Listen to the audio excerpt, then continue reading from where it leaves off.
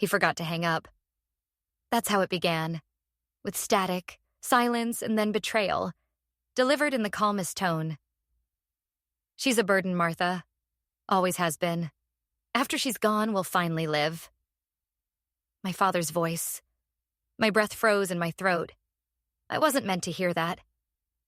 But I did. Every word. And by the time the line went dead, so did the part of me that still believed in him. I'd built my life around him. Sold my apartment, moved home after Mom's death. Cooked, cleaned, worked double shifts. "You're my rock," he said. And like a fool, I believed being needed meant being loved. I didn't see it then, that I was filling the role of a housekeeper with a daughter's face. She appeared like perfume, soft but suffocating. A friend from his club. Smooth voice, red lipstick, easy laughter. At first, I thought she brought him joy. But joy turned to whispers, to closed doors and foreign trips I wasn't invited to. And the more she smiled, the less he looked at me. He forgot to hang up. The sound of my own father planning a life without me hit harder than any scream could. I didn't cry. I didn't shout. I sat in the kitchen with the phone still warm in my hand and made a decision. I would stop waiting to be chosen. I drove to the house he didn't know about, the one I'd bought 5 years earlier under a silent trust. $980,000 of quiet insurance. While they drank wine by the sea, I built firewalls, rewrote ownerships, liquidated joint accounts. Each move was precise, not rage, but surgery. He'd once put the family home in my name for tax reasons. He must have forgotten. When I listed it for sale, I smiled for the first time in years.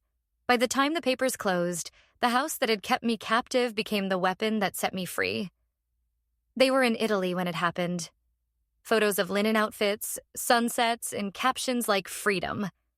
They didn't know real freedom was waiting on the other side of a locked door. I vanished, legally, quietly. Every trace of me turned to smoke. When they came home, the locks didn't fit. The keys turned, but the door stayed closed. Through the window, he saw what was left. Nothing. No furniture, no photos. Just a white envelope taped to the wall. Inside, surprise. A burden did this. He called me dozens of times. He called the police, the lawyers, the bank. Nothing worked. Everything was in my name. Every account, every sale, every dollar.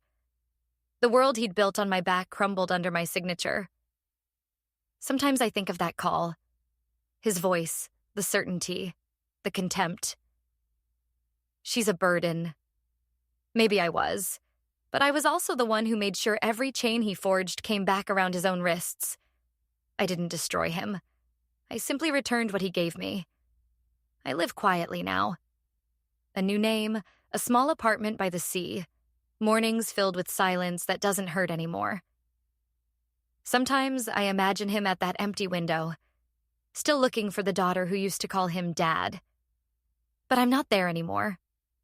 I'm free. Justice doesn't always wear a badge.